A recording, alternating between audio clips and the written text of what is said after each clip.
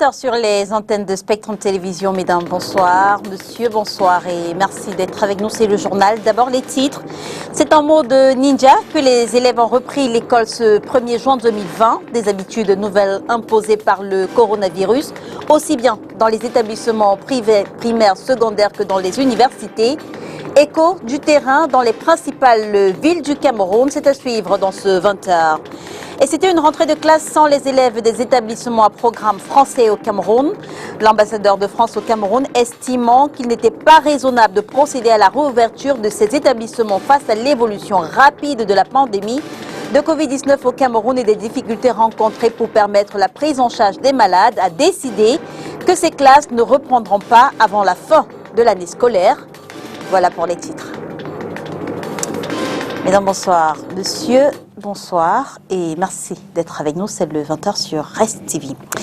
La rentrée scolaire a bel et bien eu lieu dans les établissements scolaires de la ville de Yaoundé. Le constat a été fait ce matin par le ministre des Enseignements secondaires, Nalova Lyonga, qui a d'ailleurs prescrit le respect scrupuleux des mesures barrières. Le compte rendu d'Olivier Bouzike depuis la capitale politique du Cameroun. Lycée bilingue de Yaoundé en cette matinée de rentrée scolaire. Sous une pluie battante, les cours ont repris après 3 mois d'interruption, uniquement dans les classes d'examen des 2 sous-systèmes francophones et anglophones. Dans chaque salle, un élève par banc avec un intervalle considérable entre les tables bancs. Cache-nez exigé à tout le monde, même aux enseignants. À l'extérieur, savons et seaux robinets sont disposés dans les coins et recoins, avec un passage obligatoire au contrôle de température.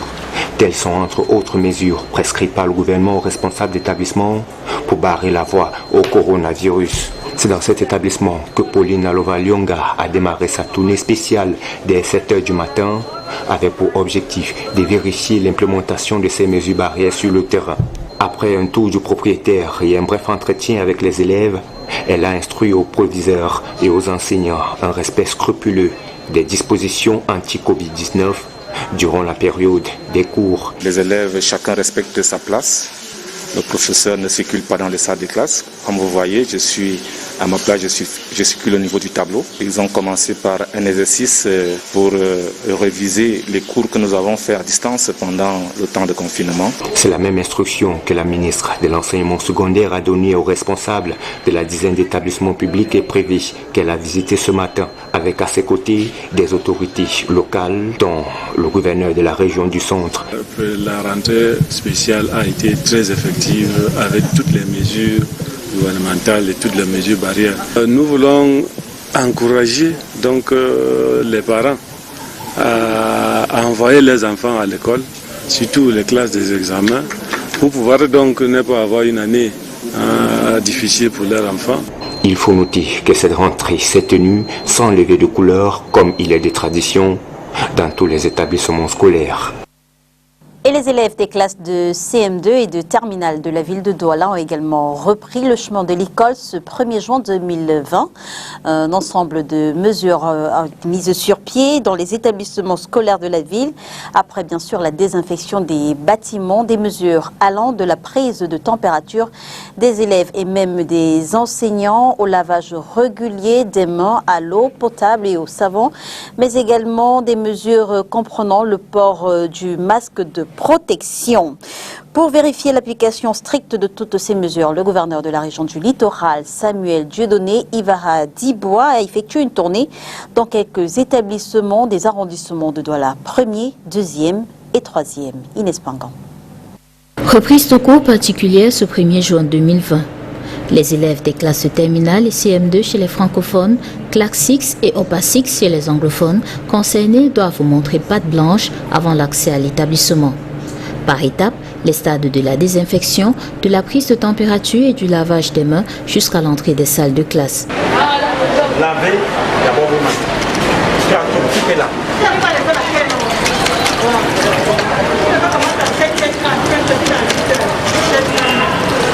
À ce niveau, une autre mesure édictée par le gouvernement doit être mise en œuvre, celle de la distanciation sociale. Les effectifs des classes ont été revus pour que l'éloignement d'1 mètre au minimum soit respecté entre apprenants. En plus des enseignants, des surveillants en salle veillent au respect constant de cette mesure. Nous avions CND, les salles de classe 1-2. une salle de 28 et une salle de 28-28, n'est-ce pas? Et on a donc respecté la distanciation. Il y a le seau pour le lave-main et on a également élaboré un emploi de temps pour la journée d'aujourd'hui. Passé l'étape du respect des mesures barrières, la Covid-19 s'invite encore dans le tout premier enseignement de la journée. Qui prend tout le monde sans réserve. C'est ça que nous avons parlé de pandémie, la maladie de l'heure. À l'heure des évaluations, les responsables d'établissement remarquent que les effectifs attendus n'ont pas été atteints. Dans tout l'établissement, nous avons 180, alors qu'on attendait près de 200. Le problème, c'est que peut-être les parents sont encore inquiets. Après cette journée, les enfants pourront aller dire à leurs camarades qu'il n'y a rien de grave. Ils peuvent aller les rassurer pour qu'ils reviennent en classe. Puis il y avait les parents qui venaient s'assurer qu'on respectait les mesures qui ont été dictées par l'État. Donc ils ont cherché à voir ce que nous avons fait concrètement. Et nous avons présenté les seaux et on leur a dit que les salles de classe ont été désinfectées par la mairie et le gouvernement nous a donné les seaux robinet et le savon. Nous attendons 56 élèves. 56 élèves. Pour le moment, nous avions 35 présents, mais ils sont toujours en train d'arriver. Ce jour, le gouverneur de la région du littoral a effectué une tournée de quelques établissements primaires, secondaires, privés et publics des 1er, 2e et 3e arrondissements de Douala. Aux mesures déjà appliquées, il propose que des améliorations soient faites. Là, l'autre vient touche. La transmission peut se faire. Je suis très sceptique par rapport à cette salle. Non, l'autre c'est la patte, mais toucher ceci. Il touche à fond, vous touchez les mains de prière, c'est pas bon. Ils vont bien se faire un peu de les mouchoirs. Oui, pour les mouchoirs. Rappelons que les autres classes d'examen, à savoir les 3e et premières, reprendront au cours de ce mois de juin. Et avec vous, Inès Pangan, on entendra dans un instant ces parents qui ont préféré garder leurs enfants à la maison. Ils donneront leurs raisons, mais pour l'heure, continuons de parler de cette rentrée scolaire effective. C'était le même son de cloche à l'université de Yaoundé 1. La rentrée académique a bel et bien démarré en présence de sensiblement tous les enseignants, même si évidemment, on a noté que certains étudiants ont répondu aux abonnés absents. Olivier Bouzique. Prélèvement de température au thermoflash, lavage des mains, 2 exercices obligatoires depuis ce matin pour avoir accès à l'université de Ngouaïkélé. Les agents de sécurité ont reçu des consignes strictes. Personne n'entre sans s'y soumettre et sans masque de protection. Moi, je trouve que c'est une très bonne initiative venant du gouvernement. Il ne faudrait pas surtout relâcher ces mesures de prévention, surtout en ce qui concerne le lavage des mains et puis le passage au thermoflash. C'est un jour de rentrée académique peu ordinaire. L'ambiance est morose dans le campus. D'une part, à cause de l'effet coronavirus qui dicte sa loi, d'autre part à cause de la reprise progressive des cours par filière et niveau. On va commencer par les doctorats. Je crois que les premiers doctorats auront lieu mardi prochain. Les séminaires doctoraux vont commencer, les mémoires de master vont commencer, les séminaires de master vont commencer. Et ensuite, de manière progressive, pour les effectifs dans les filières qui ne sont pas massifiés, on les prendra en présentiel pour respecter la sécurité sanitaire des étudiants. Quelques cours en présence d'enseignants et étudiants se sont déroulés dans ces filières concernées, suivant les mesures de distanciation sociale, avec à l'entrée de chaque amphi un dispositif pour protéger les étudiants et détecter de potentiels porteurs du virus. S'il advenait que dans un groupe de travaux dirigés, on découvre un étudiant atteint par le coronavirus, eh bien, nous allons prendre les dispositions qui s'imposent pour que ce groupe aille d'abord se faire soigner pour mettre les autres à l'abri. Et à ce moment-là, ce cours est suspendu en attendant qu'on stérilise et les salles et les tables bancs et qu'on désinfecte et les toilettes et autres. Ce sont des mesures ajustables en fonction de la propagation de l'épidémie. Ainsi se dérouleront les cours à l'université de Ngouaïkélé durant le 2e semestre qui a démarré ce matin, du moins jusqu'à la maîtrise totale de la pandémie dans le pays. Et à la faveur d'un décret présidentiel signé le 11 mai 2020, Douala a son école nationale supérieure de Polytechnique. On note que c'est la 4e école du genre au Cameroun. La passation officielle de ce qui était jusque-là la faculté de génie industriel en école polytechnique a eu lieu ce jour dans la capitale économique du Cameroun. C'était en marge de la rentrée académique. Qu'est-ce qui va concrètement changer? Makedali Dunocham. Petit à petit, l'École nationale supérieure polytechnique de Douala se dévoile sous le regard de tous. Cette plaque vient ainsi concrétiser la décision prise le 11 mai dernier par le chef de l'État de transformer la faculté de génie industriel de l'université de Douala en École nationale supérieure polytechnique. 21 jours après le décret présidentiel, la passation officielle de la dite faculté en école polytechnique a eu lieu ce 1er juin en marge de la cérémonie solennelle de la rentrée académique à l'université de Douala. L'occasion a été également donnée à monsieur le recteur de l'université de Douala de pouvoir, avec ses collaborateurs, des étudiants et autres responsables d'établissement, magnifier l'acte gouvernemental. Car transformer la faculté de génie industriel en école nationale supérieure polytechnique, c'est un acte qui, une fois de plus, montre combien le chef d'État est attaché à cette communauté universitaire de Douala. Depuis 2014, l'Ordre national des ingénieurs de génie civil refuse de reconnaître les diplômes délivrés par ce qui était alors appelé la faculté de génie industriel. La transformation de celle-ci en école polytechnique vient mettre fin à la polémique qui avait cours. Je crois qu'ici, il a pu arrêter toute polémique entre les facultés et les écoles pour amener ceux qui étaient déjà étudiants ici à pouvoir se sentir en pleine formation d'ingénieurs à part entière. L'École nationale supérieure polytechnique de Douala est la 4e école que compte le Cameroun, après Yaoundé, Maroua et Bamenda. Et en plus des fournitures scolaires habituelles, les parents d'élèves ont dû ajouter dans les cartables des enfants le matériel nécessaire à la lutte contre la Covid-19, entre autres les masques de protection, mais également le gel hydroalcoolique. Je vous propose d'écouter certains de ces parents au micro d'Inès Pingan. Comme le ministre a dit qu'aujourd'hui on doit envoyer les enfants à l'école, que l'école va commencer, je me suis préparé le matin. J'ai arrangé son sac. J'ai arrangé son sac depuis hier. J'ai mis ses cahiers. J'ai donné son cache-nez. Dans leur établissement, ils ont l'eau. Il va revenir manger à la maison et il rentre encore. Je lui ai dit de faire très attention, de ne pas saluer les gens. C'est moi-même qui l'ai amené à l'école, dans la voiture. Je lui ai dit de ne pas saluer les gens. Je lui ai laissé à la maison, à l'école. Je lui ai dit d'aller laver les mains là-bas, et j'ai dit à son maître que voilà l'enfant que j'ai amené à l'école. Mes enfants reprennent mercredi et je leur donne des conseils pour respecter les mesures de distanciation.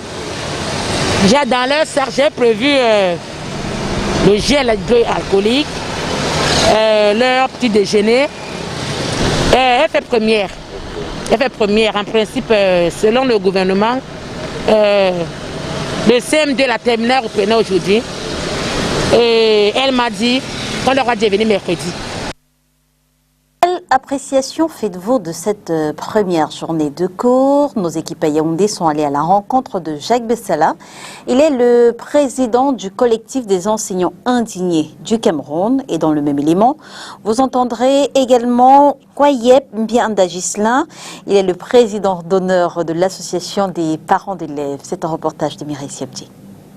Élèves et enseignants sont au front contre la maladie à coronavirus dans les salles de classe.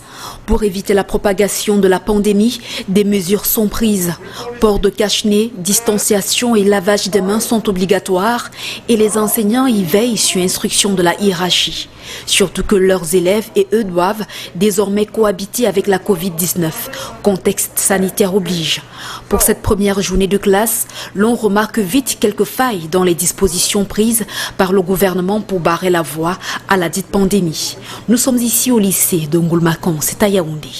Il manque quand même d'autres équipements tels que les gels de désinfection. Je n'en ai pas vu encore. Je n'ai pas demandé à ma proviseure. Je ne sais pas quelles sont les mesures qu'elle a prises à son niveau, peut-être avec l'administration centrale, pour qu'on puisse mettre à notre disposition les gels désinfectants et surtout ces appareils, les thermoflash. J'en ai pas vu. Nous les enseignants, nous avons besoin d'au moins 2 masques par jour. Le masque que j'utilise jusqu'ici est le mien, vous voyez un peu, je dois le changer. Voilà un peu le contexte dans lequel nous reprenons les classes. L'association des parents d'élèves a, elle, aussi sillonné quelques établissements scolaires dans les différentes villes du pays pour s'assurer de la réalité des dispositions prises pour garantir la sécurité des élèves dans les écoles. Ce matin, le climat était serein. On va encore se déployer en tant qu'APE sur le plan de la fourniture des masques parce que les masques que nous avons trouvé, beaucoup d'enfants abhorraient des masques qui ne sont pas réglementaires, qui ne respectaient pas les normes. Chacun y allait un peu de sa manière. Bon, mais l'APE, le Bureau national de l'APE est en train de se déployer pour qu'on essaie d'harmoniser tout cela, parce que nous avions eu un souhait que dans chaque région du Cameroun, qu'il y ait une seule couleur unique, question d'être sûr de la qualité des masques utilisés par les enfants. L'hygiène dans les toilettes doit être stricte. On a vu quelques établissements ce matin qui n'avaient pas pris suffisamment de dispositions à ce niveau. Bon, mais je pense que dans l'ensemble, vraiment, c'est acceptable. D'autres réalités auxquelles il faut faire face dans les salles de classe, c'est la gestion des effectifs qui ont été éclatés et la garantie d'un bon enseignement. Il y a des enseignants qui ne tiennent plus leurs élèves comme d'habitude. Parce que 24 par classe, ça suppose que nous allons utiliser plusieurs salles de classe et nous aurons besoin de plus d'effectifs. Moi, par exemple, je ne tenais pas les terminales. Cette année, j'étais en première, mais on m'a mis avec les terminales. Du coup, il faut les premiers contacts avec les élèves. Je suis professeur d'anglais, vous voyez, l'accent n'est pas le même. Les élèves, ils doivent s'acclimater. Vous devez chercher à savoir là où ils se sont arrêtés avec le prof.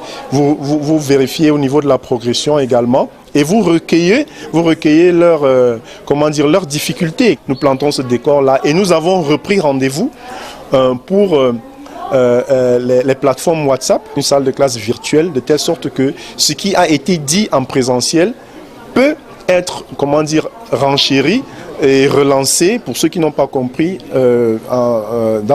sur le virtuel, quoi. Tout est donc mis en jeu en milieu scolaire, non seulement pour faire face à la pandémie, mais aussi pour éviter une année blanche au Cameroun.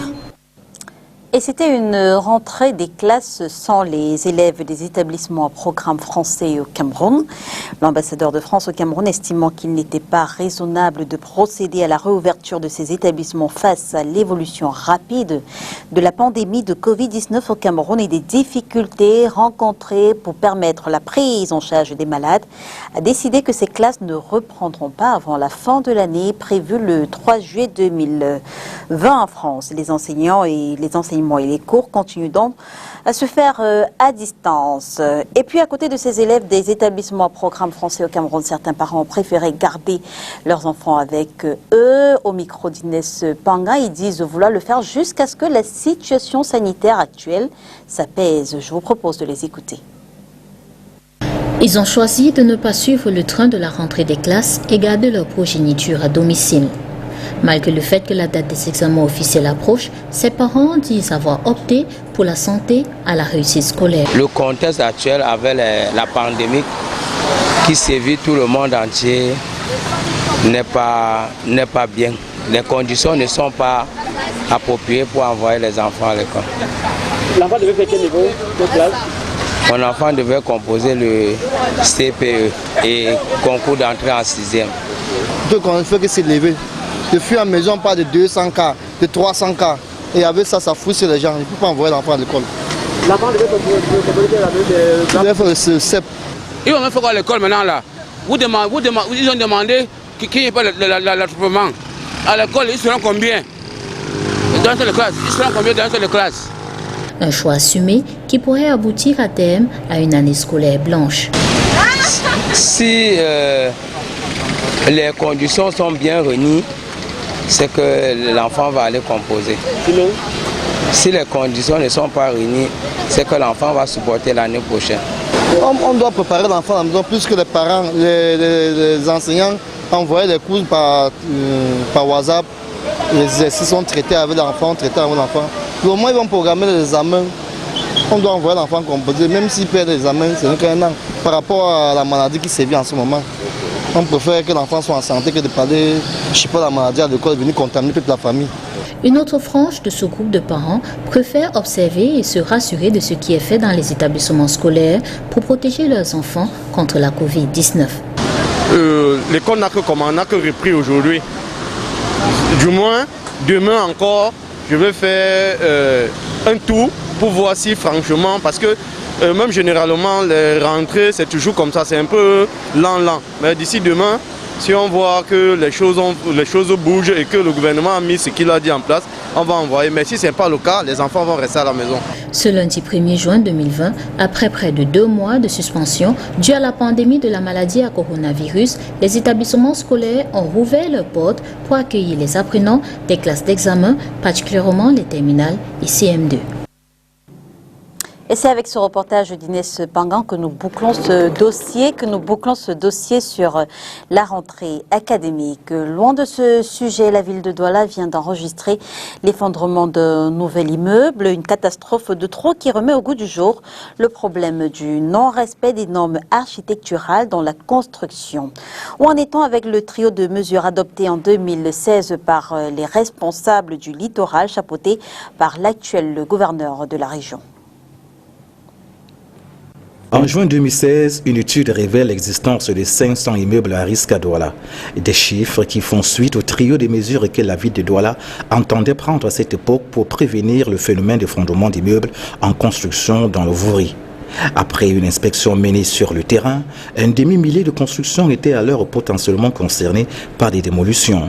Bien en poste à cette époque, le gouverneur de la région du littoral, Samuel Iva Dibois, estimait qu'il était temps de changer de méthode dans le contrôle. Le phénomène de construction anarchique est une gangrène qu'il faut éradiquer. Ce qui participe du non-respect des normes architecturales est toujours à l'origine des pertes en vie humaine. Nous voulons dire qu'une fois de plus, il est nécessaire qu'on fasse très attention lorsqu'on a construit un bâtiment, qu'on se réfère aux experts, que ceux qui ont la maîtrise du génie civil puissent être à nos côtés, qu'on n'ait pas seulement de l'argent à faire élever des murs. Sur le terrain, il est difficile de faire un rapprochement entre les discours des responsables du littoral qui indiquaient déjà le mardi 21 juin 2016, à la suite d'une réunion extraordinaire, la mise sur pied d'une brigade de contrôle et répression conformément à la loi en vigueur et la réalité sur le terrain. 4 ans après, les choses n'ont pas changé. Les constructions anarchiques continuent de dicter leurs lois au nez et à la barbe des autorités locales. Ce qui pourra amener à dire que l'équation du non-respect des normes architecturales dans la construction est au-dessus de l'intelligence des pouvoirs publics. Faudrait-il le souligner, chaque année à Douala, au moins 3 effondrements des immeubles se produisent avec des pertes énormes aussi bien en matériel qu'en vie humaine. Tenez par exemple, le 20 mars 2017, un effondrement faisait 3 morts et plusieurs blessés graves à Bonandouma. En juillet 2019, c'est un R+4 qui s'effondre au quartier Nganguer dans le 2e arrondissement. Le 14 janvier 2020, cette fois, c'est un R+1 qui s'effrite en Dorbon. Le dernier en date est celui du 30 mai 2020. Un R+4 survenu à Malangué dans le 5e arrondissement, causant multiples dégâts et de graves blessés. Une triste effigie qui remet en cause les multiples campagnes de sensibilisation et de régularisation relatives au permis de bâtir. Dernier dimanche de mai, les mamans étaient à l'honneur hier. Cependant, c'est dans un contexte de crise sanitaire mondiale que les mères ont été célébrées ce 31 mai 2020. Dans l'arrondissement de Douala 4e, la sénatrice Patience Félicité Bumbo a mobilisé les maires de sa circonscription. Le compte-rendu de Makedali Djinocham. La célébration de la fête des mères le dimanche 31 mai a permis à la sénatrice Patience Ebumbu d'attirer davantage l'attention des femmes de la circonscription de Douala 4e sur l'importance de mener une lutte acharnée contre la maladie à coronavirus. Outre les produits de première nécessité offerts aux mères présentes à cette cérémonie, celles-ci ont été édifiées également sur les solutions à envisager par chacune dans le contexte des crises sanitaires actuelles. D'abord, c'est la fête des mères. Il fallait faire un geste. C'est la lutte contre le coronavirus, de les ont réunis pour une mobilisation contre le coronavirus. Et puis il fallait qu'on leur parle un peu de la mutuelle santé. Le coronavirus nous a encore sensibilisés sur la nécessité de se protéger, d'avoir des solutions en cas de problème, en cas de maladie. Quelles sont nos solutions? En cas de coronavirus, le gouvernement a pris toutes les mesures pour qu'on soit protégé. Il fallait remettre cela dans les têtes. Et de la parole aux actes, la sénatrice a donné aux maires des masques de protection contre la propagation de la Covid-19, des savons pour se laver les mains et autres gels hydroalcooliques. La guerre contre le corona ne passera pas par la mutuelle. Heureuse fête à toutes les mamans. Vous avez été célébrées hier, mais vous êtes également célébrées tous les jours de l'année. Rideau sur le 20h, mesdames et messieurs. Merci de nous avoir suivis. On se retrouve dès demain 20h sur les antennes de Spectrum Télévision. Si bien sûr, Dieu le veut, bonsoir.